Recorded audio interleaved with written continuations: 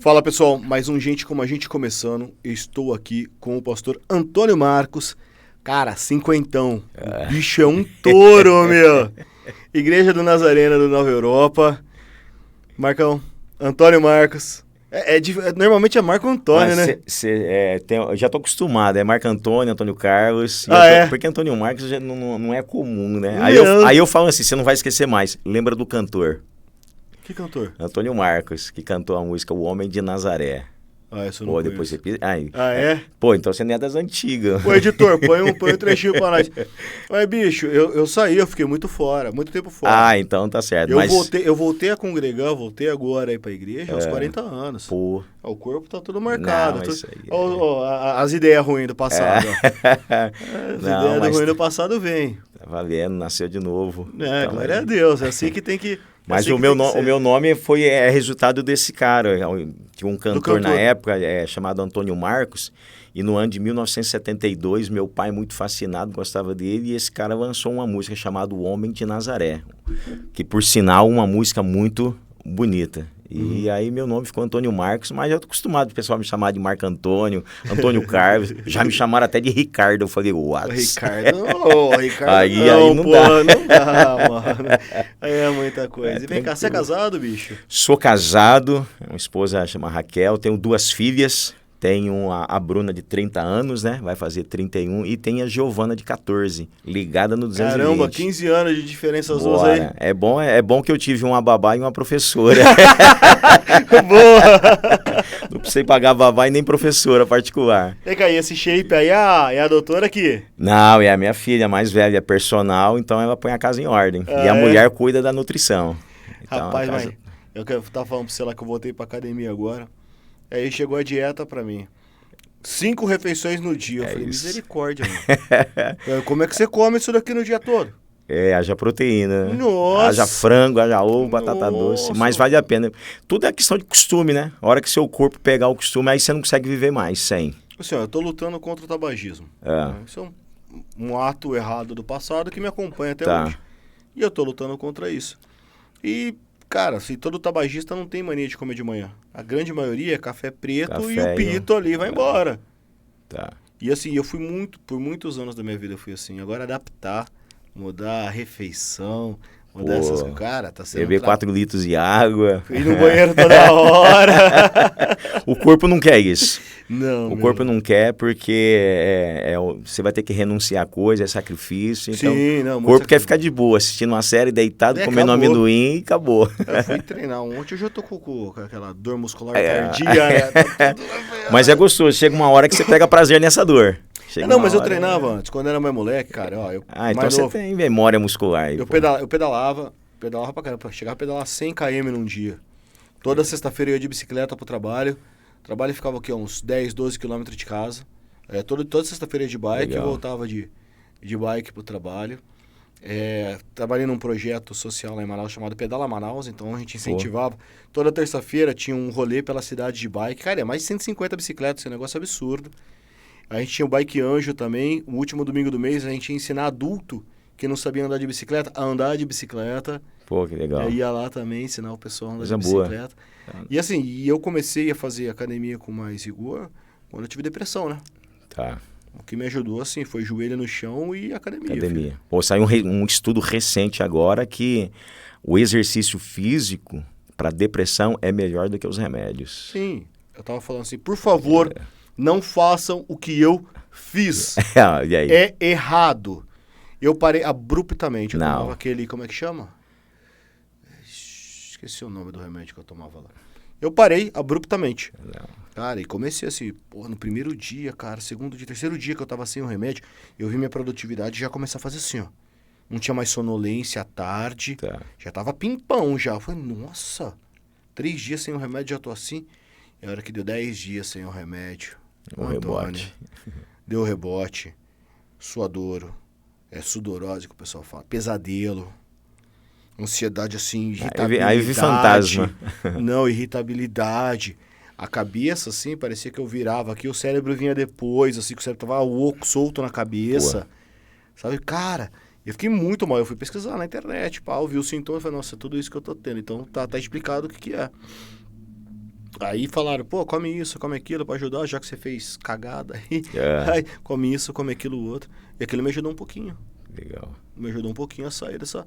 E aí, academia, filho. Academia, melhor coisa. Academia. Você chega em casa, o corpo tá num estado gostoso. Sabe que para nós, os pastores, o nosso esforço maior está relacionado com as questões emocionais. Sim.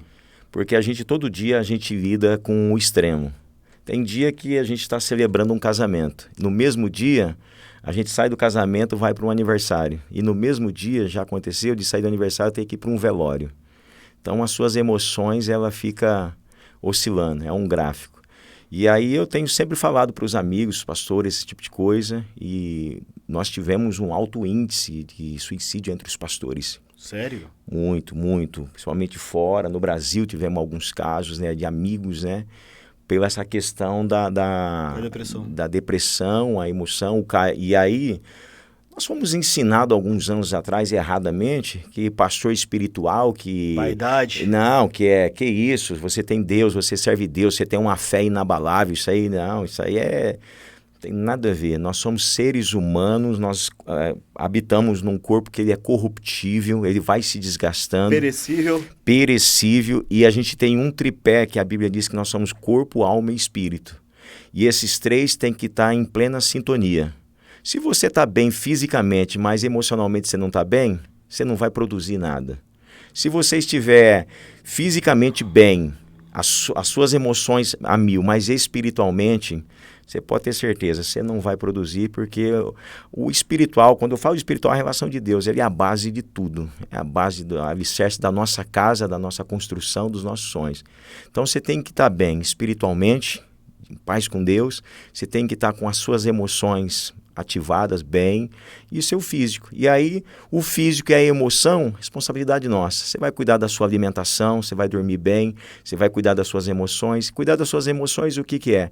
Você vai praticar atividade física e fazer coisas que você gosta. De quando em quando, se faz necessário, você sai de cena para dar uma relaxada. Porque o mundo que nós vivemos hoje, eles cobram demais. Nós estamos vivendo num mundo da aceleração e velocidade da luz. E o povo quer que a gente entre nesse ritmo.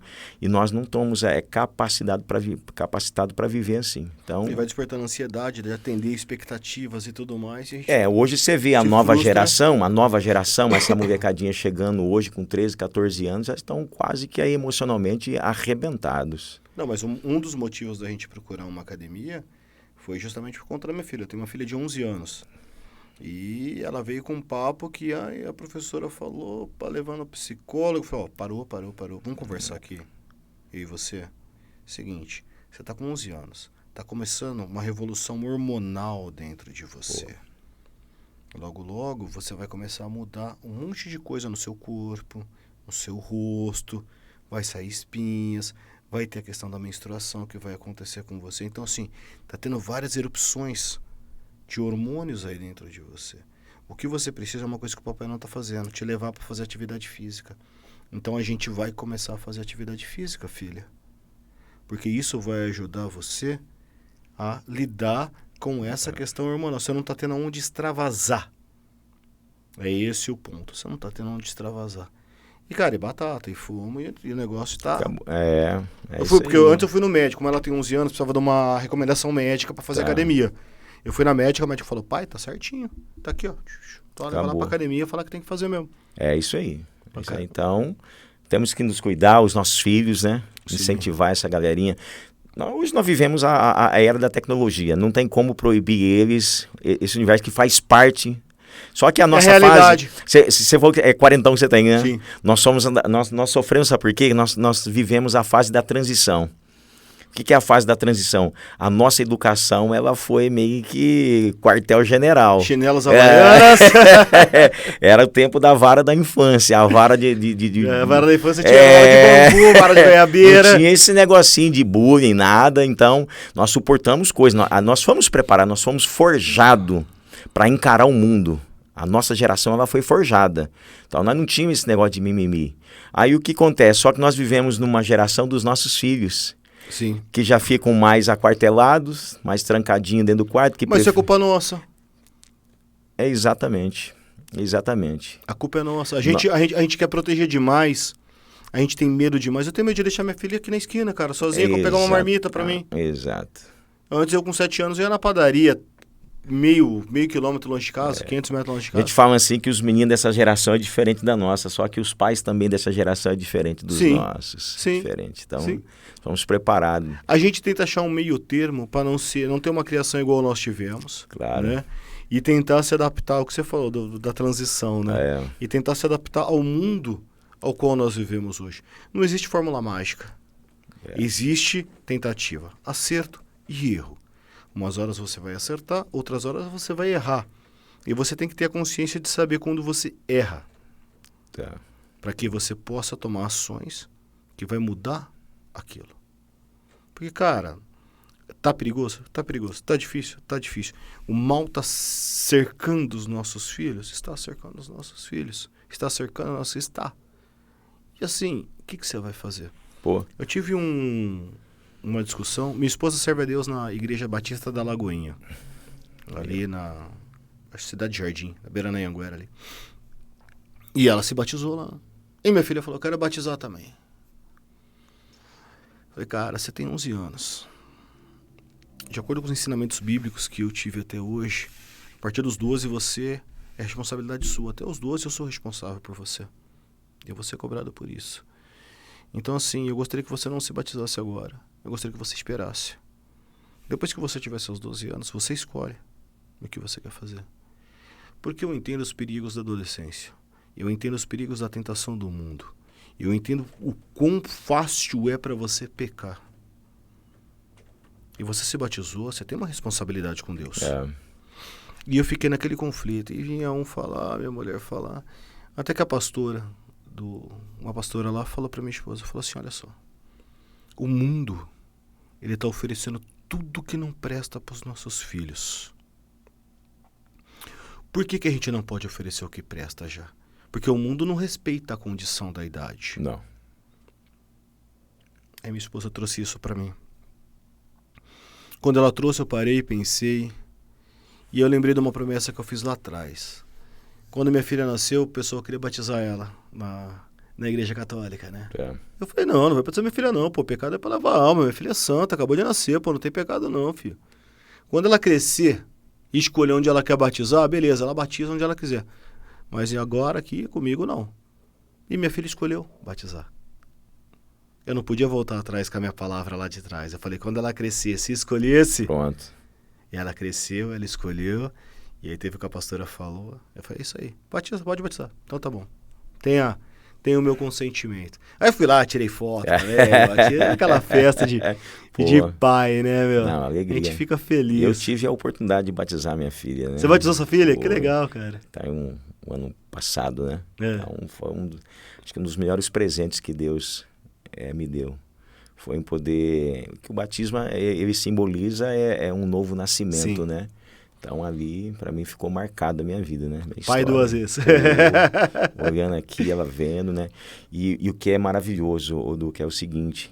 Eles não precisarem passar pelo que nós passamos. Sim. Eles não vão precisar ter cicatrizes que nós temos. Sim. Porque já estão encaminhados num caminho que é a verdade, né? Mas assim, é aquele negócio, você ensina os caminhos do Senhor. Para que quando se desviar, sempre volte para Ele. Porque a gente sabe que um dia vai sair desse caminho, vai dar umas trilhadas fora, mas vai voltar. Você sabe Legal. Escuta essa, só lembrei agora de uma história, né? Em casa tem quadra história engraçada. Minha filha mais velha, quando ela foi pra faculdade, e a gente aqui sabe o que Unicamp? É o mundo. Ela fez Unicamp, você falou? Então a gente sabe com que é o mundo da universidade, né? Sim. E a menina, ela recém saiu do colégio, nunca teve experiência de sair, nada, sempre criado na igreja, aquelas coisas. E aí o curso que ela escolheu, que é Ciência do Esporte, não tinha aqui em Campinas, só lá em Limeira, lá na unidade de Limeira. E aí o fretado ia todo dia para Limeira, só que ela tinha que acordar muito cedo, chegava muito tarde, até que ela chegou, pai, não tô aguentando. Aí eu falei, o que a gente precisa fazer para resolver? Ela falou, se eu morasse lá, eu ia ganhar muito tempo. Eu falei, cara, como assim morar lá? Não mora aqui? Aí ela falou, Tem umas amigas, eu falei, putz, vai morar com uma amiga, já vai, nossa, vai dar um BO, eu fiquei louco, né? Mas aí, enfim, fomos para lá, alugamos uma casa e ela acabou ficando morando lá sozinha, lá em Limeira. Aí eu falei para ela, só que é o seguinte, de quando em quando eu vou aparecer aqui sem avisar. Se eu encontrar a situação errada, o bicho vai pegar. Cara, e era muito engraçado. Às vezes eu saía daqui de quinta-feira, mas ia na surdina, ia pra lá, pá. Até que ela falou assim pra mim, pai, relaxa. Porque é o seguinte, agora o senhor vai ver de fato que tudo aquilo que o senhor me ensinou, eu realmente vou levar a sério. Que bacana. Mano, aí, graças a Deus, passou os 5 anos, voltou, tá lá agora, tá trabalhando, tá ganhando dinheiro já, mas firmado na igreja ainda, tudo. Então foi... Mas é interessante isso aqui, ensina o seu filho o caminho que deve andar, quando ele crescer, ele não se desvia dele. Mas assim, a base, né? A base tem que ter. É. A base é importante. Porque eu tava conversando, não sei se tem o pastor Edu, né? E ele formou em Educação Física na Unicamp. Conheço ele. Conhece o do Marx? Pô. Ele tem um estúdio lá na Nova Europa, verdade. Conheço ele.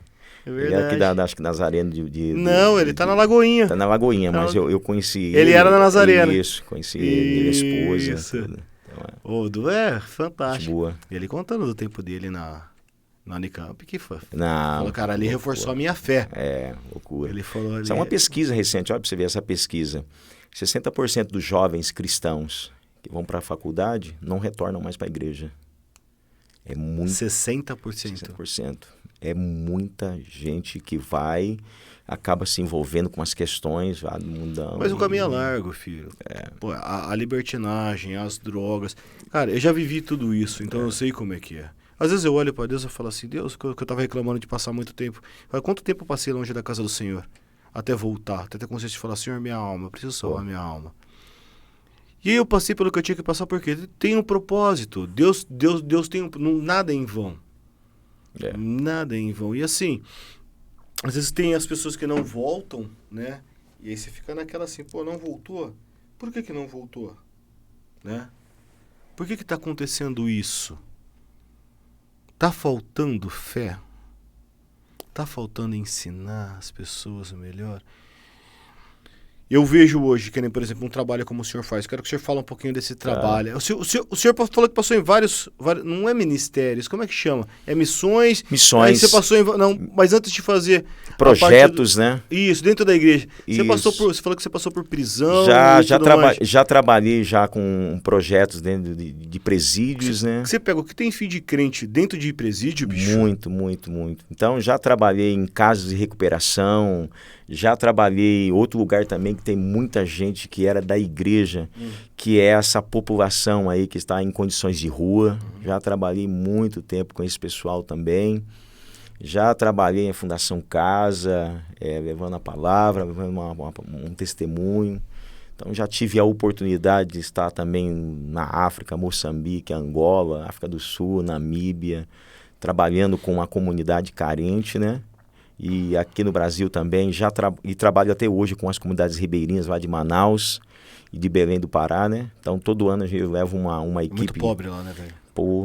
E às vezes as pessoas acham que porque tem o rio, tem a floresta, que é uma riqueza, né? Então, geralmente a gente faz uns trabalhos, a gente sai ali do porto de Manaus e desce ou o rio Solimões, ou o Madeira, ou o Negro. Geralmente a gente trabalha mais ali entre os Solimões e o Negro, né? Então a gente leva a equipe de médicos, dentista, né? Você viu aquela congregação que tem flutuante lá? Coisa Cara, coisa você linda. vê, eu morei morei em Manaus, acho que por 15 anos. Nunca fui naquela igrejinha. Então. E eu vejo tanto irmão daqui que fala assim, eu queria tanto ir naquela igreja. E quantos eu passei lá no Encontro Mas das Águas. Você sabe que a maioria das pessoas que moram em Manaus nunca foram para os ribeirinhos, para as comunidades, não tem nem ideia de como é que é, né? Não conhece. Então, E mesmo dentro da cidade, a pobreza ali é muito grande. Também, né? A cidade, aquelas casinhas de palafita na beira. A hora que você chega ali no Porto do São Raimundo, aquelas casas de palafita ali e tudo mais. E aí depois disso aqui a gente começou a trabalhar também no sertão, né? No Vale do Jequitinhonha, trabalho muito aqui no Vale do Jequitinhonha. Antes de começar a fazer nessa parte dos sertões aí, o que você viu de mais difícil, assim, que você vê, que nem, por exemplo, você falou que você deu palestras na Fundação Casa, você foi trabalhar em presídios. O que você mais viu, assim, que você falou assim, que tipo, tocou seu coração e você falou assim, cara, algo precisa ser feito para prevenir isso daqui. O que você viu, assim, que que leva as pessoas a cair lá? Uma das visões que eu tive foi no Rio de Janeiro. Trabalho muito nas comunidades, nos complexos do Rio de Janeiro, né? Morro Dona Marta, Complexo do Alemão, aqueles lados ali, né? Inclusive, sempre levo um pessoal para fazer os trabalhos lá em parceria, né? E aí eu sempre acompanhando, então eu tive uma reunião com o líder lá do BOP, o prefeito de Nilópolis, uma galera toda, né? E cada um traz uma solução. E eu lembro que um dos governadores do Rio, não lembro quem foi, disse que a ordem agora tiver com na mão, mata. Mata que... E aí eu cheguei a uma conclusão. Foi o que tombou, foi o que caiu, o último que caiu no Rio de Janeiro. E aí o que acontece? Matar não resolve, porque tem 10 na fila. Tinha uma canção, eu vou falar do Raul Seixas, que ele dizia o seguinte: eu sou a mosca na sopa, se você me mata, outra vem em meu lugar. Sim. Aí o que acontece? Por exemplo, quando você tem uma proliferação de ratos, não adianta você colocar ratoeira para matar os ratos. Não vai dar conta. Não vai dar conta. Você só precisa limpar o ambiente, tirar os restos de comida, tirar a sujeira, porque ambiente limpo não vai aparecer rato. Não adianta matar lá o traficante, matar o menino, não estou defendendo, nem apoio de defesa, nada. Mas o que eu vejo é o Estado não dá infraestrutura, não dá um projeto, não dá uma perspectiva de futuro. Então você vai lá, a garotada fica quase que 24 horas na rua e mente vazia. Oficina do Alemão. A oficina do Alemão. E aí o que acontece? Quando você olha, e o menino, por exemplo, eu, você, acho que nós aqui, nós tivemos 2 caminhos e nós fizemos as nossas escolhas. Eu decido qual caminho que eu vou. Lá não tem 2 caminhos, lá é um caminho só. O menino, ele nasce dentro de um complexo, ele nasce, ele vive vivendo aquela situação. Então ele passa a enxergar o bandido como um herói, porque esse cara vai até a casa dele e serve alguma coisa que o governo faz. Uma cesta básica, um litro de leite. E não tem um incentivo, não tem um projeto, é um país que não incentiva. E aí esse menino nasce, daqui a pouco o que acontece? Ele é... cooptado. Por um tênis, daqui a pouco é uma moto, aquilo. Então, se a gente começar a trabalhar, e aí é um trabalho de médio, longo prazo. Longuíssimo. O que você precisa fazer, e eu creio nisso aqui, é você formar uma nova geração. E se forma uma nova geração, é lá na base. É na base.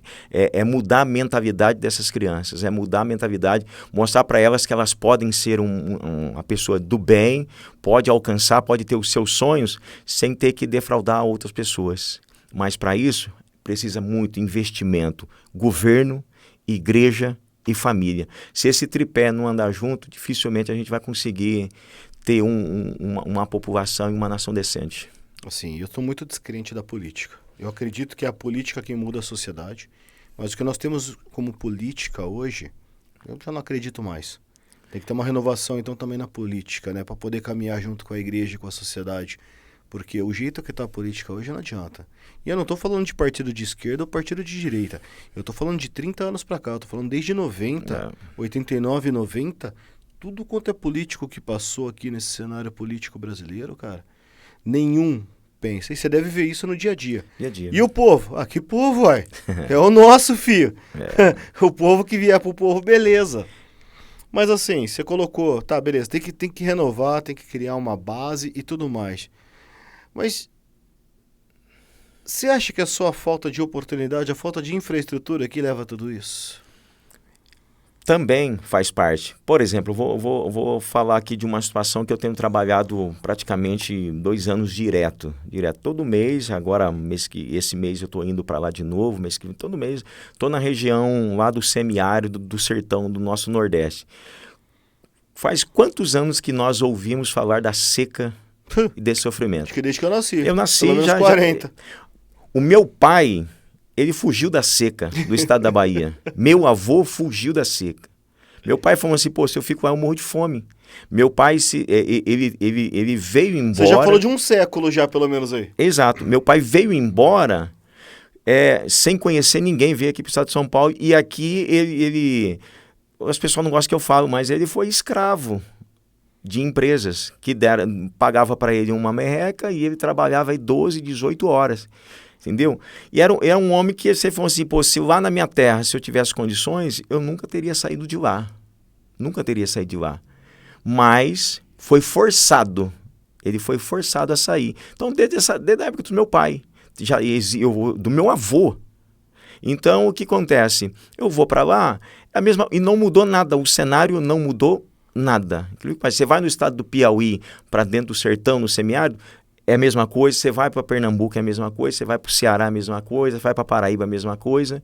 Então, fica esse cenário. O que acontece? Não há investimento, não há um incentivo para esse pessoal. Então, por exemplo, quando eu sento lá com os jovens, lá, às vezes vou falar com os jovens, dar uma palestra, alguma coisa, pergunto para eles de sonho. Que sonho?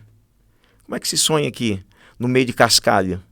Numa terra que chove 2 meses e passa o resto do ano um sol de 45 graus, que não nasce nada, que só sobrevive lá mandacaru e cabra. Como é que se sonha? Aí sabe que o sonho deles é vir para cá, para o estado de São Paulo, trabalhar e ganhar dinheiro, achando que vai ganhar dinheiro. E aqui vai se formando as grandes favelas, que se você vai fazer uma pesquisa dentro, 80% são de origem do sertão, do Nordeste.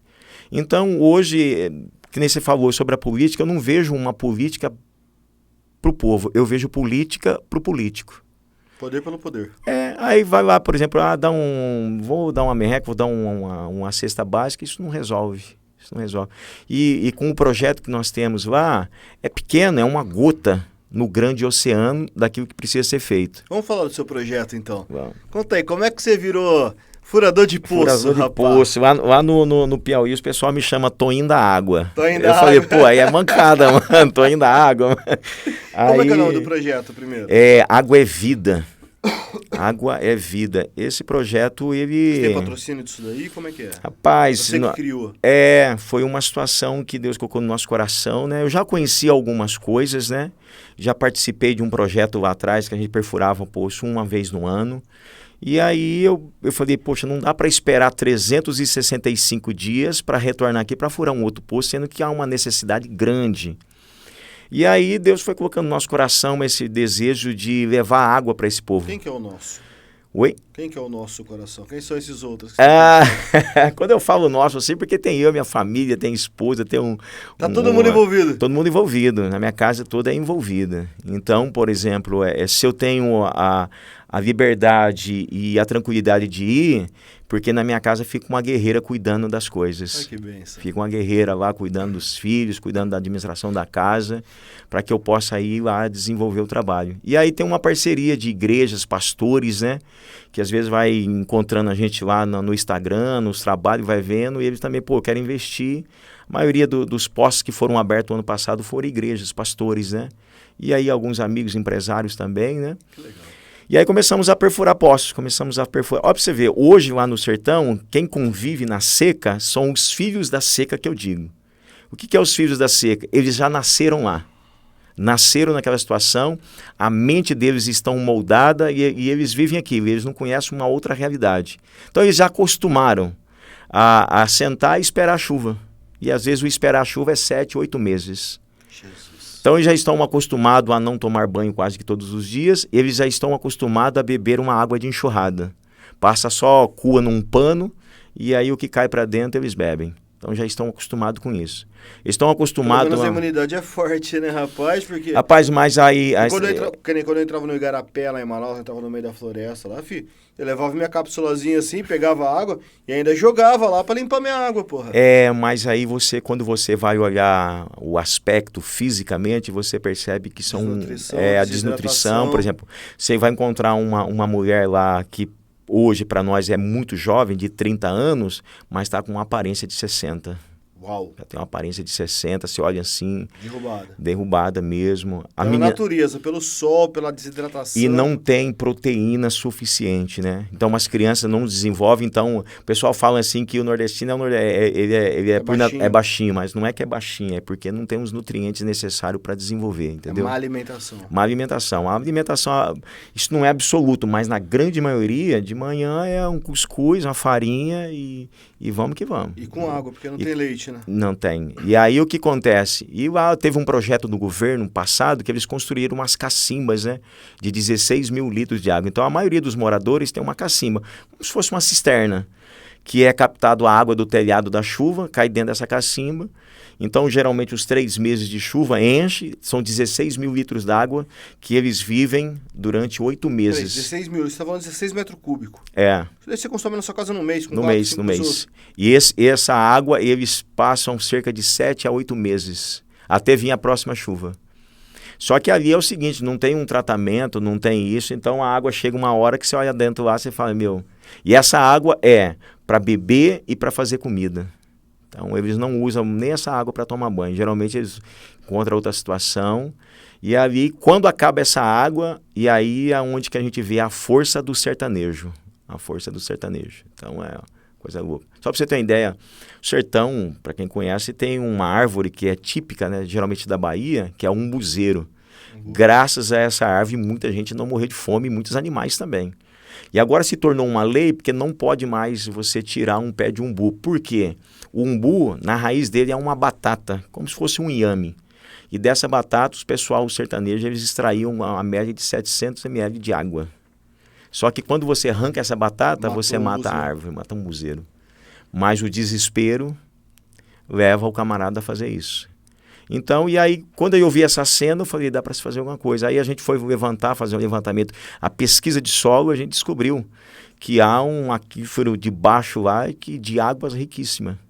Então, teve poços que a gente abriu que com 40 metros jorrou 20 mil litros de água a hora. 40 metros? 40 metros. O último agora em dezembro que nós furamos foi com 23 metros. Você tá brincando? Peraí, eu fiquei admirada com 40 metros. Com 23 metros jorrou água? 23 metros jorrou água lá no estado do Piauí. E os caras estão na seca? Estão na seca. E aí nós jorrou água e quando a gente contrata a empresa para perfurar, a gente geralmente contrata 70 metros, né? Isso aí com 23, encontrou uma veia d'água. Até chegar aos 70, nós encontramos mais 3 veias d'água. Então é como se fosse camadas de rio que passam, né? Debaixo da terra. Então, e aí hoje está dando lá uma média de 11 mil litros de água hora. Lá nesse poço. Então teve poço com a média no Piauí é 60 a 70 metros. Na Bahia 80, no Ceará 100, você encontra água. Como é que você faz? Desculpa a curiosidade. Como é que você faz para levar a infra? Porque assim, a gente sabe que o acesso é difícil a esses locais. Você não vai ter estrada plana, bonitinha com asfalto, né? Vai ter estrada de terra. E os caminhões, você faz com o quê? Com broca? Com broca. E aí o que a gente faz? Cada estado já tem essas empresas, né? Ah, e você só contrata o serviço no estado? Contratamos essas empresas, né? Mas teve lugares e regiões que nós tivemos que abrir estrada. Na foice, na enxada, para o caminhão entrar, porque é onde que foi localizado, né? E para se localizar a água que é a coisa mais punk. Não existe um mapeamento já disso, de onde estão esses... Tem um mapeamento. Porque eu sei que tem um geológico de minas, de pedras e minerais. Tem um mapeamento via satélite, que o Exército tem acesso e muitas empresas têm acesso. Só que o custo dele, para você fazer um mapeamento hoje, aí mais ou menos uns R$2.000. E tem o jeito primitivo que de 14 poços, 13 deu água. O jeito primitivo é a varinha. Como assim a varinha? É uma varinha, como se fosse... Você lembra da forquilha do estilingue? Lembro. Imagina uma bem fininha e tem um camarada lá que geralmente a gente conhece, ele tem uma hipersensibilidade, ele segura nas 2 mãos essa varinha e aí ele vai andando. Daqui a pouco a varinha ela começa a baixar, se movimentar, dando sinal de que tem água. Você tá brincando comigo? É. Eu já vi isso em desenho, acho. E a maioria dos poços são abertos através desse projeto, dessa situação aí. É com a varinha. Como é que isso funciona? Isso, por exemplo, Deus, filho, só. E não é com qualquer um. Você pode pegar a varinha que se você não tiver essa sensibilidade, não vai acontecer nada. Então tem o camarada, geralmente lá no Piauí, tem um rapaz que nós chamamos ele de canoa. Então ele tem uma hipersensibilidade, ele vai com a varinha, o que ele faz? Ele demora cerca de uns 40 minutos para sondar um terreno. Aí ele vai andando, aí ele tem a precisão de dizer para que lado que está correndo a veia d'água e a profundidade mais ou menos que vai encontrar a água. Só de brincadeira comigo. Ele fala a média Como é que isso acontece? Não sei explicar, é louco, é doido. É uma varinha que eles pegam, né? É como se fosse uma forquilha de estilingue. Mais ou menos uma ponta de uns 80 centímetros, aí ele vai andando. Aí aonde que passa a veia d'água, essa varinha ela começa... Aí quando ele encontrou aqui, ele encontrou a veia. Aí ele tem que encontrar o cruzamento da água. Aí onde que ele pega 2 arames, aí ele vai. Quando os 2 arames vai fazendo, se encontra, faz o X, Ali ele já risca o chão e pode passar a broca que vai... Não, tem uma explicação científica para isso, não tem? Tem, porque o que acontece?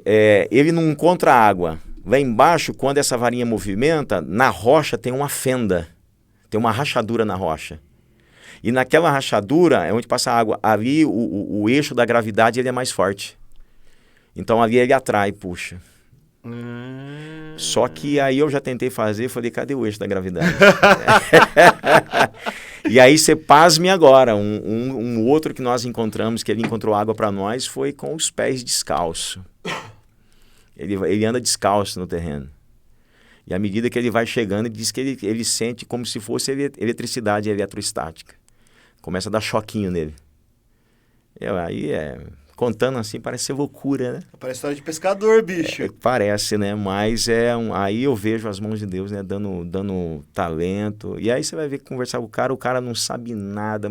Esse talento do caboclo é uma coisa interessante. Mal sabe escrever o nome, mas o cara ele tem um potencial de achar água, que nem o canoa. Ele te dá uma precisão assim, ó, com 60 metros vai achar uma veia d'água, com 50 tem outra, e assim vai indo. E você pode bater, você pode medir que mentira e queda. Cara, e vem cá, e como é que funciona? Que nem assim...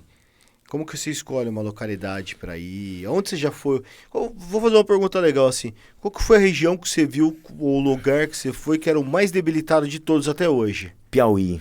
Piauí, a gente já perfurou lá uns 13 poços. Você falou que Piauí tem um rio praticamente embaixo dele. O Piauí, o aquífero hoje, o maior aquífero de água está no Piauí. Já furamos 13, hoje tem mais ou menos 190 comunidades sem água.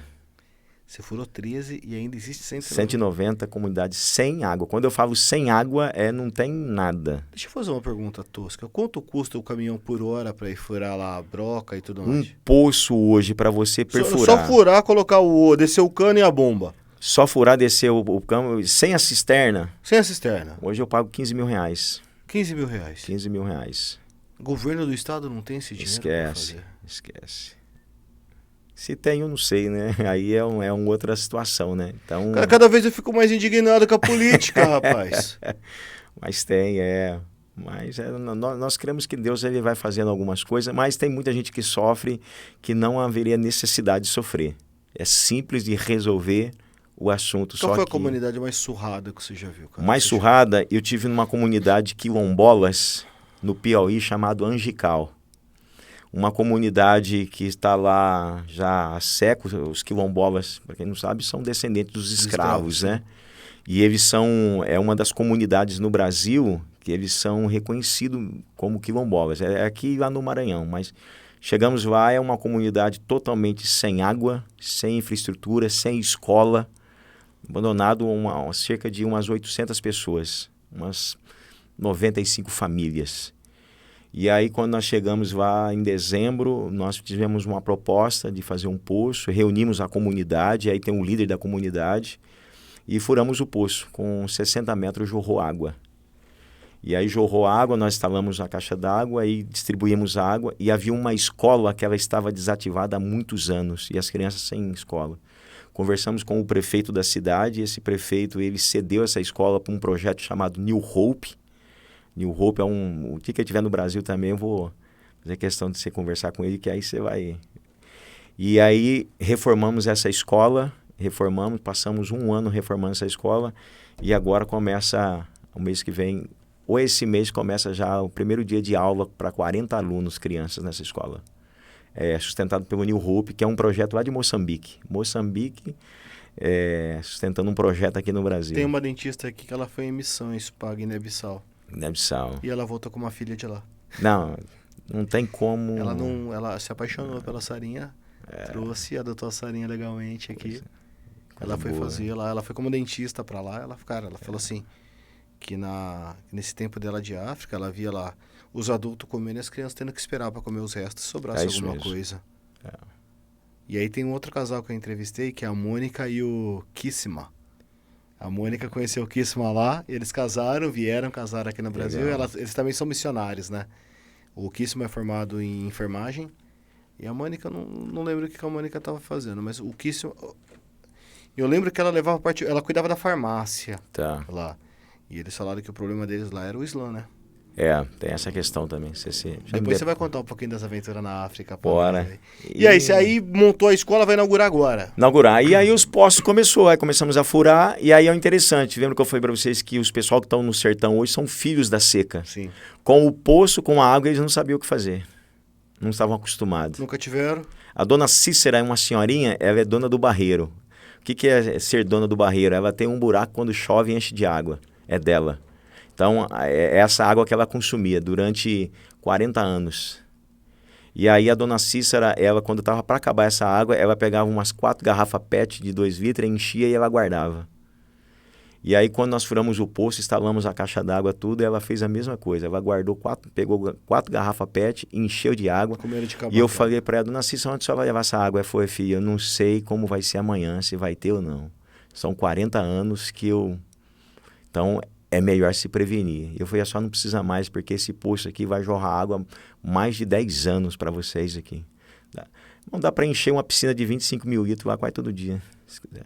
E a gente tem um projeto de fazer uma piscina no sertão. Que legal. Fazer uma piscina para as criançadas, porque eles não têm recreação, não tem nada. E você falou para mim também que você trabalha num processo de recuperação de solo. Você ajuda isso. Você ajuda o pessoal a trabalhar a recuperação do solo para o plantio. Como é que funciona? O plantio, o que acontece? Nós tivemos a presença de um engenheiro agrônomo lá, ele fez uma pesquisa no solo.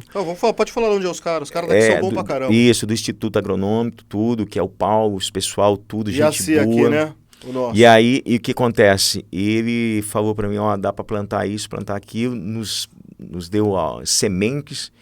E aí a gente... Mas ele deu aquela semente preparada, porque eles têm uma semente... São separadas, selecionadas, E aí nós desenvolvemos com as mangueiras o processo de irrigação por gotejamento, preparamos o solo. Você foi aprender aonde? Eu vi esse processo lá em Israel, né? Em Israel, por exemplo, para quem vai para Jerusalém, Israel, você vai perceber uns monte de mangueira para tudo que é lugar no jardim. Então, Israel praticamente é irrigado por esse processo de gotejamento. Que eu tive a oportunidade também de fazer isso em Moçambique, né? E aí tem alguns lugares que a gente começou a fazer. Então, o pessoal já estão colhendo hoje no semiárido, na pleno auge da seca, estão colhendo milho, feijão, alho. Então, é possível fazer o deserto florescer quando tem água. Chegou água, por isso que é o nome que água é vida. A água muda o cenário. E aí o que me arrancou lágrimas, Euduco, foi o seguinte, é a sensação que foi provocada no coração deles possuírem algo. E aí o dono do depósito lá da cidadezinha falou assim, pastor, nós nunca vendemos tanta enxada na vida. Porque os moradores começaram a comprar enxada para cultivar a terra deles. Então, todo mundo hoje tem uma horta, todo mundo hoje tem um plantio de feijão, todo mundo hoje tem um plantio de milho. E aí, é interessante eles falando, é a minha roça, é o meu feijão. Essa sensação de posse, de ter alguma coisa e de estar vivendo em prol de alguma coisa. Isso aqui não tem preço, não tem nada que pague. Então, para nós, isso aqui é a maior nossa riqueza, é ver aqueles homens voltar a brilhar os olhos e voltarem a sonhar com a vida. Então, para nós, e esse ano agora, a gente está voltando de novo para perfurar mais um poço. Estou indo agora no Vale do Jequitinhonha também, que é um lugar muito carente, né? Que tem um assentamento de uma reforma agrária. O pessoal estão há 5 anos com um poço desativado, porque a bomba queimou e ninguém faz nada. E aí, graças a Deus, nós conseguimos uma parceria, compramos a bomba, contratamos a empresa que vai limpar o poço, nós estamos indo lá para instalar essa bomba agora e assim vai indo. Cara, deixa eu falar uma coisa para você. De todo o meu coração. Obra bonita, coisas bonitas realizadas, pessoas atendidas, pessoas com a sensação, eu tenho minha hortinha aqui, tenho meu plantio aqui. Mas e a revolta de ver a miséria? Você sabia que tinha como ser... Como é que isso não entra pro coração, Antônio? Fala pra mim, como é que isso não entra pro coração, filho? Por quê? Eu falo muito assim pra Deus. Eu falo, Deus, me dá entendimento pra poder compreender as coisas que eu não entendo. Põe palavra de mansidão. Acalma o meu coração mediante essas situações, porque eu não tenho maturidade nem humana e nem espiritual, cara. Eu tenho uma amiga que é psicóloga e fala assim, pô, como é que você aguenta? Como é que você trabalha com isso? Como é que você trabalha? Porque você sabe que dava pra ter sido resolvido antes, cara. No começo eu voltava meio que revoltado, né? Agora não, tranquilo, de boa. Jesus me ensinou a mansidão, a paz. Ô senhor, Então, lembra de mim também, ó. E hoje eu sou mais da paz do que... E aí, antes eu ficava gritando, eu postava algumas coisas, situação, hoje não. Hoje no silêncio. Anônimos de Cristo. Anônimos, não precisa nada. Eu sei que Deus um dia vai trazer à tona todas as coisas, né? Então tem muitos homens, tem muita gente que poderia ter feito e... Mas é muita maldade, cara, com o povo. Só que, ó, sabe a parábola do bom samaritano? Sim. Quem era para ter feito, não fez. Sim. Aí o outro se justificou em cima disso. Pô, ele poderia... também tô indo embora. E quem não tinha nada a ver com uma história, que era um samaritano, que a história diz que ele estava de viagem. Sim, tava passando. Pô, quem tá de viagem não vai parar para nada. Carregar a mala dos outros? Não. Aí ele para, só que é o seguinte, por que os dois primeiros não pararam? Só olharam e viram. Porque quem vai parar vai ter que se envolver, vai ter que investir, vai ter que renunciar tempo. E olha para você ver, ele desceu, viu as feridas, passou um remédio, levou pra estalagem, deu uma água, só que é o seguinte, não é suficiente. Vou ter que colocar no meu carro. Não é suficiente. Vou ter que levar ele num lugar para ele repousar num lugar decente e ainda pagar a conta. Esse é o problema da grande maioria. Ninguém quer se envolver com uma situação onde eu tenho que investir. Mas saiba que quando você investe na vida de um ser humano, olha só, Jesus falou assim, eu estava nu e vocês me deram de vestir. Tive sede. Eu estava com sede, me deram de beber. Eu estava com fome, me deram de comer. Aí os discípulos falaram, mas quando nós fizemos isso para o senhor? Foi quando fizeram os pequeninos. Então, se você quer tocar em Deus, toque em alguém. Se você quer fazer algo para Deus, faça para alguém. Essa é a maior manifestação de Deus nas nossas vidas. Por isso que eu sempre digo assim, Deus nos vê todos os dias e nós temos a oportunidade de tocá-lo nele todos os dias. De que maneira? Quando eu toco em alguém, quando eu abraço alguém, quando eu amo alguém. E amar, meu irmão, você não... É igual filho, né? Filho, às vezes apronta com a gente, mas é filho. Então a gente fica bronqueado, mas a gente traz para debaixo do braço. O ser humano também é. Às vezes erra, pisa na bola, cai, vai, mas é o amor. E o amor, ele não requer nada de troca. Então, por exemplo, quando eu vou para lá, a maioria das pessoas acha que eu vou para lá na intenção de pregar o evangelho, de falar do amor. Essa é a consequência. Eu descobri uma maneira poderosa de pregar o evangelho, com a boca fechada e com as mãos trabalhando. É a melhor maneira. Porque a palavra convence, mas o exemplo arrasta multidões. Então Cristo ele fez isso com a gente. Sim. Sua maior demonstração de amor não foi em palavras, foi em gesto, quando ele foi para a cruz. Então, essa é a maneira que nós temos de amar essa galera aí. Então, e é prazeroso.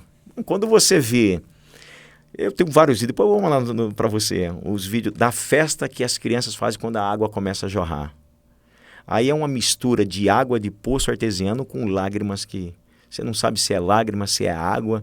E a festa da comunidade, uma alegria. Tive comunidades lá que não era cristã, não tinha presença evangélica, não tinha presença católica, não tinha nada. Estava abandonado por todos os lados. Quando o poço jorrou, automaticamente assim, uma média de umas 700 sertanejos que estavam em volta o caminhão trabalhando, né, uma expectativa, né? E aí, de repente, jorra água e como se ninguém falasse nada. Todos se ajoelharam e de mãos levantadas começaram a agradecer. Então, para nós isso aqui água é vida. Água é vida. Por isso que Jesus, ele simbolicamente na Bíblia, ele é simbolizado como água, né? Então, e um texto que eu gosto muito, que me deixou muito pirado. Jesus, quando ele chegou em Samaria, ele chegou num poço. Está conversando com a mulher. Água viva. Água. Ele bebeu água do poço. E aí ele impactou aquela cidade, impactou a vida dessa mulher. Só que o que me chama a atenção não é a vida da mulher, não é a cidade. O que me chama a atenção foram anos antes desse acontecimento de um homem chamado Jacó, que abriu esse poço. E Jacó, ele enfrentou dificuldade para abrir o poço, porque o poço era aberto, não tinha as ferramentas de hoje. E Jacó, ele nem sequer imaginava quem é que iria beber água do poço que ele estava abrindo no deserto. Que o poço que ele estava fazendo ia provocar uma onda de um tsunami, que uma cidade inteira seria impactada e que o próprio Deus, na pessoa de Jesus, iria beber a água do poço de Jacó. Então, quando você faz algo para alguém, quando você tem um gesto de amor, você não tem ideia aonde essa onda vai chegar, que é a onda do bem. O que ela vai provocar. Não sei, de repente, um gesto que nós fizemos, eu não sei. A gente semeia. De repente, um menino viu aquilo, daqui a pouco esse menino entra no coração dele e fala, eu vou mudar a história da minha cidade, eu vou mudar a história do meu estado, eu vou mudar a história do meu país. Então, a gente não tem ideia. E a gente não tem ideia do que esse posto vai provocar na vida desses homens. Eu acho legal que você... Uma vez eu questionei o pessoal de missões, né? Por que ir para a África se aqui tem tanta necessidade também?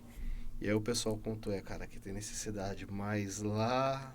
A África, não se compara, né? Como é que foi lá? Porque assim, que nem eu assisti aquele filme O Menino que Descobriu o Vento. Tá. Que ele faz eletricidade através do vento para poder tirar a água do poço, né? Que a bomba tinha queimado. Queimado, também. Aí eu pergunto para você assim, eu perguntei para esses amigos meus, é isso daqui lá? Eles falaram, É um pouquinho pior. Pior? Eu tive a oportunidade de estar 3 vezes na África. Primeira vez foi minha primeira viagem transcultural, né? Viagem missionária, assim, e já foi algo radical. Porque nós saímos daqui... Você foi qual cidade, na Moçambique? A gente primeiro passou pela África do Sul, né? Nos encontramos com uma equipe, que era vários missionários do mundo todo. Até chegar ali, beleza, né? Pô, a África do Sul, Cabo Verde ali. A África do Sul é considerada como a Europa dentro do continente africano. Sim. Só que aí nós alugamos um carro e nós cortamos fronteiras, né? Subimos de carro até Maputo, que é a capital de Moçambique. E aí quando saímos daquele contexto de África do Sul e entramos na savana de Moçambique, aí começamos a ver a realidade. Então aí a gente passou por cerca de 29 aldeias, comunidades, né? Dessas 29, duas das comunidades eram 100% todos eles contaminados com o vírus da AIDS. Nos deparamos com esse estado. 100%? 100%. Mas eles convivem bem com o HIV? Agora sim. Hoje sim, mas no passado... No passado, mais assim, morreram muitos. E é interessante, né, que os Estados Unidos e a Austrália... Cabe uma teoria da conspiração aqui? Já pensou nisso? Cabe. Você já pensou nos extermínios que vem acontecendo pelo mundo? Tem. Tem quem diz que o mundo já não comporta mais a população que tem, né? Já passando dos 7 bilhões aí, então... E eu tenho que usar o software dele ainda por cima. Aí, ó. E eu tenho que usar o software dele, pô! E aí, você passou pela aldeia? E aí passamos para lá, né? E aí a gente dormia em barraca de camp junto com a aldeia, né? E ali a gente tinha passava o filme de Jesus dentro de aldeia islâmica. E a estratégia é o seguinte, antes de entrar com o filme, nós passávamos o jogo do Brasil. Eles são muito fascinados por jogadores do Brasil, aquelas coisas. Né? A estratégia é a gente atrair. Só que aí eu fui vendo fome. Lá foi, acho que, um dos piores momentos da minha vida, assim, como é que você vai tirar uma barrinha para você comer lá? Não tem. Eu fiz isso. Você fez isso? Eu fiz isso. Nós levamos barrinha, eu tô dentro da minha barraca comendo barrinha. Quando eu olhei assim, um monte de molecada, tudo... E aí, aquele dia eu decidi, falei, Deus, eu vou viver a cultura deles. Vou beber a água deles e vou comer o que eles comem. E aí foi aonde que eu comi torô. O que é torô? Torô é o ratinho nosso camundongo assado. Eles têm esse ratinho nosso, eles espetam na varinha, dá uma sapecada no pelo e aí você manda pra dentro. Eu não falo nada, eu fui pra China, comi tudo que eu podia então, lá. Pronto, acabou. E aí fui viver a cultura deles, né? E ali eu fui vendo várias coisas, né? Vi muitas crianças passando fome, adultos, né? Praticamente raquítico mesmo, né? E aí aquela situação de pobreza, né? E aí o que a gente tinha, a gente começou a querer servir, quem ter alguma coisa. Não dava. Não, esquece. E aí eu chorava muito, porque eu ficava pensando nas minhas filhas, né? Me colocando no lugar, né? E eu imaginando as minhas filhas lá. Se fosse você enquanto pai. E o que eu ia fazer vendo a minha filha passando fome e eu não tenho nada. Só para você ter uma ideia, eu não cheguei a presenciar, mas eu estive nessa comunidade. As mulheres, elas se automutilam. Tiram um pedaço da carne para servir para as crianças. É muito desumano, né? E o mundo tem condições para resolver essas questões. Segundo um certo governante, aí a culpa é dos gordos. Tá comendo demais. Teve no final dessa nossa expedição lá, a gente estava com 30 dias, acabou a nossa água. Nós não tínhamos mais a água, né? Potável. A água deles se tomar, você nem de lá você sai. Ficamos 1 dia e meio numa temperatura de 50 graus de deserto. Sem água. Sem água. E eu entrei em desespero. E aí eu comecei a me imaginar. Pô, lá onde que eu moro, a gente não bebe água da mangueira, da torneira, porque faz mal. Eu falei, eu desejei a água da caixinha clopada do meu vaso sanitário. Aquela água eu beberia, o chuveiro. Até hoje eu converso com o meu chuveiro. Bato um papo com a água. Comecei a ter a sensibilidade de perceber as coisas. Isso me enriqueceu muito. De ver detalhes dentro da minha casa que eu não enxergava. Na vida, a vida em si, né? E aí, isso em 2008, depois eu voltei em 2011, depois voltei em 2016. E aí fomos trabalhando, mas há muito o que fazer. Tem um projeto lá, depois vocês pesquisam, chama Associação Mudando Vidas, New Hope. Que é essa da escolinha do Isso, Piauí. lá eles têm uma escola também que eu participei do início desse projeto lá, nos primeiros tijolos que nós construímos lá, tudo. Hoje é uma escola que atende cerca de 300 crianças com apadrinhamento. E em torno desse projeto, por causa do projeto, hoje mora mais ou menos aí umas 5.000 famílias. Uau! E esse projeto praticamente socorre esse povo tudo com cesta básica. E eles furamos um poço lá de água, né? Hoje tem energia elétrica lá. Então, mudando, é uma cidade que chama Nampula, no norte de Moçambique. E aí foi algo assim, mas é chocante, viu? É gritante, é algo que foge da nossa realidade, do que nós sabemos de sofrimento. Nós temos os nossos problemas sociais aqui no Brasil, mas não se compara com o da África. Então, morre lá por nada. Morre... Um projeto, só para entender, em Nampula morria por dia, mais ou menos, de malária, muitas crianças. E de desnutrição. Aí, com a chegada do projeto, hoje já tem mais ou menos aí uns 5 a 6 anos que não morre uma criança. Aí foi necessário, agora o projeto, construir uma pista de corrida lá para as molecadinhas correr, que eles estão gordinhos demais agora. Hoje eles têm uma média de 4 alimentações por dia. Antes era uma refeição por semana, que eles comiam a shima, que é uma comida deles lá, né? Então hoje o projeto serve o café da manhã, o almoço, o café da tarde e a janta. Cara, você tá falando aqui, eu tô lembrando lá, né? Tem aquela parte quando Israel tá tomada, tá derrubada, aí eles começam a cometer até canibalismo. Samaria foi cercada, né? E aí você fala assim, acontece nos dias de hoje. Aí você fala assim, cara, a gente tá vendo na Bíblia, os caras estão falando lá de trás, pô, e tá acontecendo no dia de hoje. E nós somos a humanidade que nós investimos bilhões e bilhões de dólares, bilhões de euros para ver se tem uma ameba lá em Marte. Na Lua. E não cuida do... Cara, a gente não conhece o fundo dos nossos mares. Não sabemos. E aí quer mandar o Elinho Musk, meu parça, mano. Meu parça, Elinho é parça aqui, né? Elinho, pô, vamos investir aqui nos nossos mares, cara. Vamos trabalhar em dessalinização, pô. Dessalinização, exato. Cara, você vê, uma das melhores experiências de Israel é a dessalinização. Exatamente, a água do mar, é isso aí. Tirar o sal da água do mar. Você resolveria a questão tudo aí desse sertão. Do Nordeste ali. Porque nós temos aí o litoral que corta todo o Nordeste. Você quer ver, tem aqui no litoral nosso, aqui, na praia de Itamambuca. Cara, tem a parte que vem o rio, que faz a emboacada lá, que quando encontra com o mar... Cara, a parte de floresta, assim, coisa mais linda. Absurda. Pô, vamos trabalhar dessalinização. Assim, eu não sei se eu teria inteligência emocional para fazer o que você faz, meu. Teve uma campanha, há muitos anos atrás, daquele sociólogo, hoje acho que já morreu já, que é o Eiffel. Ele fez uma campanha, e essa mexeu muito comigo, que é uma floresta pegando fogo. Uma floresta pegando fogo e o elefante, o leão, tudo saindo correndo.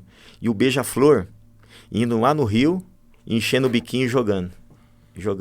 E aí fala para ele, pô, mas vambora, sozinho você não vai conseguir. Ele falou, se cada um fizesse a sua parte, nós apagaríamos esse incêndio. Se cada um fizesse a sua parte, né? Mas é bíblico, sabe? Eu por ter a minha questão de fé, conhecendo um pouco da palavra, eu vejo que é bíblico, que nos finais dos tempos o amor se iria se esfriar. Mas já o ano tá acabando faz tempo, o mundo tá acabando faz tempo, pô. Mas ainda a gente não viu as dores ainda. Não, tá longe, gente. Se a gente acha isso difícil, filho. Jesus falou, quando você começar a ver alguns princípios aí de guerras, tipo, é só o começo. É só o começo. Então, por isso que nós temos que estar firmado a nossa fé, alicerçado e vamos fazer, vamos trabalhar. E ó, para você ver, Jesus, ele, quando você conhece, se estuda historicamente Jesus, o homem, tira a parte de divindade dele. Pô, você vê que o cara fez o bem. E o bem que ele fez, a retribuição que ele recebeu, foi só maldade. De tanto que Pedro, uma vez, ele foi querer proteger, cortou a orelha de um cara. Jesus, tipo assim, Pedro, deixa comigo. Fique em paz que essa guerra não é nossa. Fica tranquilo. Esses dias eu tava vendo por que o pessoal tava comentando por que Jesus não desarmou Pedro, né? Deixou Pedro armado, né? Quem faz as coisas é o Espírito Santo. Na hora que Pedro foi tocado, ele vai baixar a espada dele. Pô. Ele vai baixar a guarda dele. Assim, tá lá. E foi, né? O Espírito Santo vai trabalhando, vai moldando. É, porque quem convence, né? É ele que convence. Não adianta eu falar pra você, te explicar, te dar um papo. Isso, esquece. Se o Espírito de Deus não entrar e não fazer... E quando que é a sua próxima viagem? Minha próxima viagem agora tem marcado dia 23 agora. Dia 23 estou indo lá pro sertão do Piauí novamente, junto com a parceria de uma igreja aqui do Castelo, né? E a gente perfura um poço lá. E depois, no dia 4 de abril, estamos indo pro Vale do Jequitinhonha. Arrumar lá o poço, instalar a bomba e para que essas famílias, 45 famílias, possam ter acesso à água novamente. Então, praticamente todo mês eu tô no giro, E geralmente, mês de setembro, eu vou para Manaus, lá para os Ribeirinhos. Lá nós temos muitos trabalhos lá também com as comunidades. Essa época, assim, depois de agosto... Depois de agosto é bom pegar os tucunaré também, né? Lá os bichão saem pulando, né? Tem esse lado também. Eu tenho tucunaré aqui, ó. Essa daqui eu fiz lá em Manaus. Tem esse lado também, né? Tem o lado sofrência, mas tem o lado... Tem a parte boa. Cara, você comer um sashimi de um peixe fresquinho, feito ali na hora. Na hora, no barco. Cara, uma vez a gente pescou. O que foi que a gente pescou? O cara catou e fez sashimi na hora pra gente ali. Eu falei, rapaz, só o shoyu ali na hora. Eu falei, rapaz. Coisa boa. E aí, quem quiser ajudar e colaborar com o projeto de vocês, como é que faz? Entre em contato onde? Isso, o que acontece? Eu tenho o meu Instagram particular e eu tenho um Instagram que a gente fez, não estou divulgando muito ele ainda, que é água.urgente. Lá eu tenho já algumas coisas postadas, tudo. Porque nós estamos finalizando uma documentação de uma ONG, que é Água é Vida. Por que da ONG? Porque é o seguinte, como tem a questão da igreja, mas a gente tem muito acesso com o mundo corporativo, empresas, essas coisas. E eles precisam para fazer doação, tem que ser para um CNPJ. E essa galera também tem um pessoal ainda, por não conhecer a real dentro da igreja, eles têm ainda uma certa ressalva, um receio em relação à igreja, né? E aí o que acontece? Com essa ONG, então a gente consegue já ter essa ponte. Mas hoje, por exemplo, quem quiser, geralmente... E quem quiser ir também, viver uma aventura, doar aí 10 dias, 15 dias de férias, uma semana de férias. Pô, pastor, tô com uma semana aqui, bora. Quer conhecer o sertão, nós vamos pro sertão, você ter uma experiência dessa, vivenciar, ver com os seus próprios olhos, né? E aí, só nos procurar, entrar em contato e querendo também ajudar uma oferta, alguma situação. Vontade, já pensou você fazer um agente como um agente lá no sertão, conversando com o pessoal lá? Então, você entender o povo sertanejo. Vai um pessoal para fazer making off de vocês, fazer filmagem, essas coisas, fazer um trabalho? Já tem alguém que faz? Geralmente... Aí, já tem alguém que faz isso? Já? Bora, toda ajuda ela é bem-vinda. Sempre a gente leva alguém para fazer umas tomadas de... Não é aquela coisa profissional, né? Mas pelo menos para a gente ter um registro de uma situação.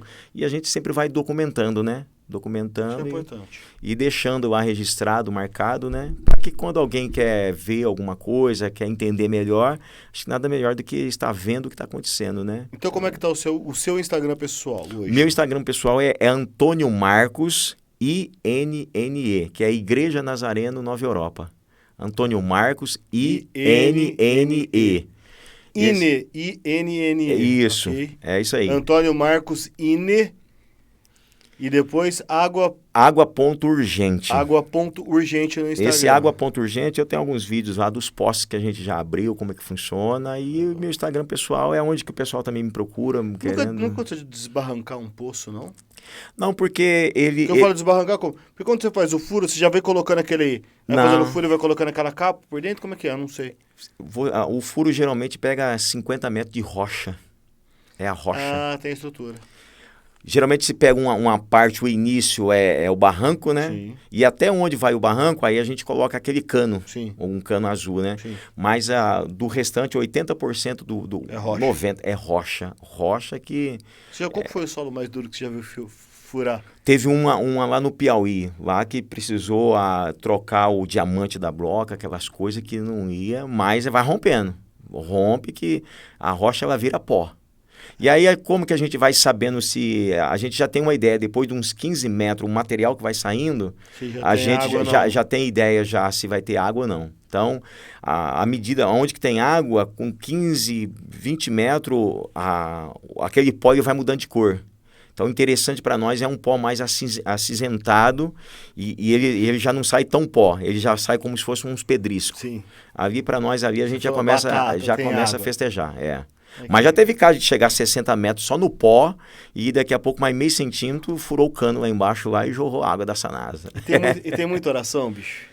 É o que mais tem, é o que move, é o que dá força, é o que nos leva, é o que nos mantém são. É a oração que eu creio muito nisso, que se Deus não tiver, nada vai ser feito. Se as mãos dele não tiver, é casa na areia. Então, para nós, assim... Casa na rocha sempre. E uma das coisas que acontece, já fui com equipe que a gente furou o poço e não deu nada. Agora você imagina uma comunidade reunida e a equipe que foi, porque você banca, né? E você paga do mesmo jeito. E aí você bate aquela... E aí você fala assim, pô, e para levantar a moral desse povo de novo? E aí foi onde que Deus falou comigo, foi, filho, o mais importante não é a água. Tem a sua importância, mas o mais importante é poder abraçar esse povo. Eles se sentirem gente... Como a gente. Então, aí foi até, Deus uma vez falou comigo, eu até escrevi um pouquinho sobre gente como a gente. Então, o que me faz sentir gente é estar perto de gente como a gente. Me faz cada dia mais ser gente decente. Então, estar perto de gente é a coisa maravilhosa. Quando você começa a entender o outro lado, né? Geralmente há um preconceito muito grande, o povo, não gosta de trabalhar, mas não é que não gosta de trabalhar, irmão, que não, a gente sabe. Não tem para onde. Não tem para onde. E quando tem, é um leão. São guerreiros. Vão para cima. Não é qualquer um que vai resistir o que esses caras lá em cima resistem. As mulheres, as crianças. Sim, imagina, esses caras comendo só com esse pouquinho de proteína. Que você botar proteína mesmo na mesa dos caras, os caras vão virar leão. Marcos. Mas bênção demais. Antônio Marcos. Eu queria, antes de mais nada, dizer para você que eu admiro o que você faz. Peço para que Deus abençoe a sua vida, abençoe seu projeto, abençoe a sua família. Amém. Porque não é fácil essa missão que você assumiu. Não é fácil você ver a pobreza e às vezes, cara, se sentir assim impotente de não poder fazer nada, mas ainda brigar. Cara, você fala assim, não é possível que isso daqui tá nesse ponto. Assim, a realidade faz a gente surtar. Nossa, então peço que Deus te dê uma sanidade plena, que Deus coloque paz no seu coração para aquelas coisas que você não consegue aceitar e que Ele continue te abençoando em todos os dias da sua vida, meu querido. Benção. Lucas, a gente tem um texto na Bíblia que move a minha vida. Mudou a maneira de pensar, de viver, de olhar as coisas, que é os Salmos que Moisés escreveu, que é o Salmo 90. É um salmo maravilhoso. E tem dois versículos lá que ele vai dizer assim: o viver do homem é 70 anos. Alguns, pela sua força, chegam aos 80. Aí ele vai dizer o seguinte, só que já é enfado, e nós sabemos que à medida que os anos vai chegando, o cansaço vai batendo. Aí ele vai dizer, a vida ela é curta demais e passa depressa. Aí num versículo lá na frente, lá no 14, ele vai dizer, Senhor, Me ensina a contar os meus dias para que eu possa alcançar um coração sábio. Quando eu vi isso aqui, aí você vai ver uma aula de filosofia. Porque uma das maiores curiosidades dos grandes filósofos, de muitos poetas, é saber o segredo da vida. É saber o segredo da vida, aonde encontrar a tal da felicidade e como viver uma vida. E tanto que o apóstolo Tiago ele vai fazer uma pergunta e ele responde, o que é a vida? Você perguntar para um poeta, ele vai te dizer alguma situação, você perguntar para um filósofo, e ele vai responder, a vida é como o vapor, que aparece e logo desaparece. O que veio no meu coração muitos anos atrás? A vida é curta. Nós, seres humanos, nós estamos aqui de passagem. Nós estamos aqui de passagem com o passaporte carimbado de retorno para a nossa casa. Que o apóstolo Paulo fala assim, a minha pátria, a minha morada não é aqui, ela é celestial. Dentro de um espaço do universo, dentro do espaço do universo, 70 anos, 80 anos, não é nada, nada. E por saber que a vida passa depressa, eu cheguei a uma conclusão, e graças a Deus cheguei muitos anos atrás, eu não tenho tempo para perder. Não dá para eu ficar aqui dando ouvido para qualquer um, ou perdendo tempo discutindo ou tentando explicar qualquer coisa. Eu preciso vivê-la e quero viver intensamente. Viver uma vida intensamente, ela não está relacionada em quantidade de anos. Porque tem gente que morreu com 100 anos e não viveu nada. Tem gente que morreu com 33 anos numa cruz, e a Bíblia diz que se escrevesse tudo que ele fez, os livros não caberiam no mundo. É a intensidade da maneira a qual você vive. Então, eu aprendi a usufruir de cada milésimo de segundo do dia que Deus nos dá. Hoje, para mim, do que eu falo para você, o meu momento mais feliz, o lugar mais top da minha vida está sendo aqui, no podcast aqui, Gente Como a Gente. Que legal. Sabe por quê? Porque eu não sei se eu vou ter outra oportunidade de chegar na minha casa. A vida é imprevisível.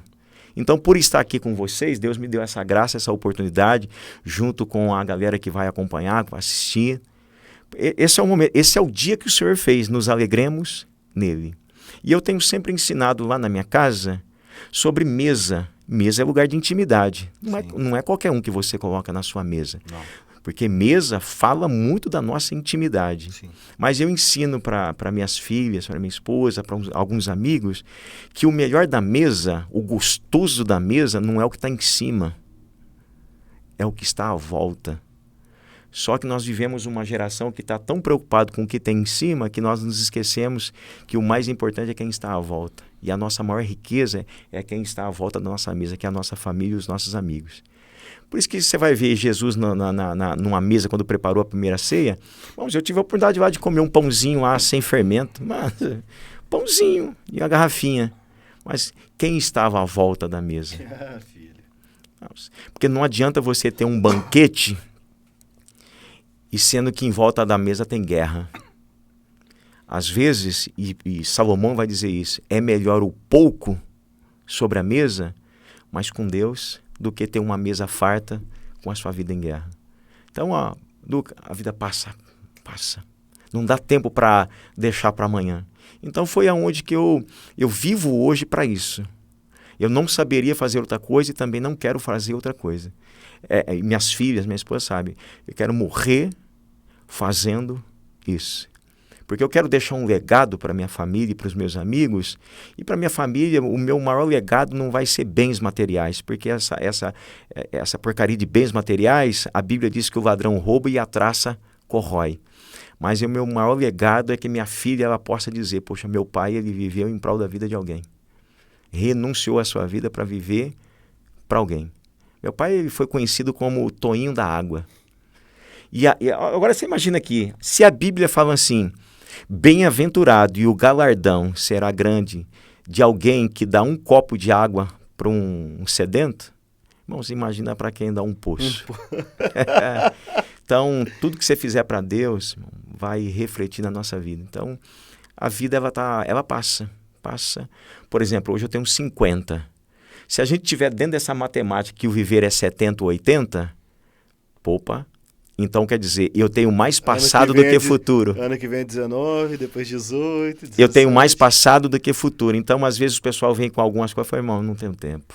Não dá. Sem tempo, parça. Não tenho tempo para discutir com essa situação, não tenho tempo para ficar com raiva, não tenho tempo para aloprar, não tenho tempo. E aí, quando você descobre isso aqui, a vida se torna mais leve e mais fácil. Sabe por quê? Porque você descobriu o segredo que todo mundo está correndo atrás. O segredo já está em nós. O segredo da vida, da nossa felicidade, já está em nós. Senhor, porção dobrada para mim aqui, tá? Faz favor. Quero aprender isso daqui também, Senhor. Eu tô olhando as qualidades que eu olho nas pessoas, estou fazendo igual a Eliseu, né? Senhor, porção dobrada aqui. Senhor, porção dobrada, qualidade eu gostei aqui, Senhor. Porção dobrada para mim, Senhor. Sabe por quê? Porque nós criamos um engano na nossa mente, achando que a nossa felicidade está naquilo que nós não possuímos. Não tá. E aí você corre atrás. Consegue. Aí você descobre, pô, não é isso. Aí é o carro, você consegue o carrão que você queria, aí daqui a pouco você descobre, não é. Mas você sabe que eu falo uma coisa com as pessoas, eu falo assim, o que é importante, o que é mais difícil na sua vida? Conquistar, chegar lá, né? Conquistar, chegar lá, ou manter-se lá? Aí as pessoas acham que o caminho é o mais difícil. Chegar no topo, o difícil é manter-se lá.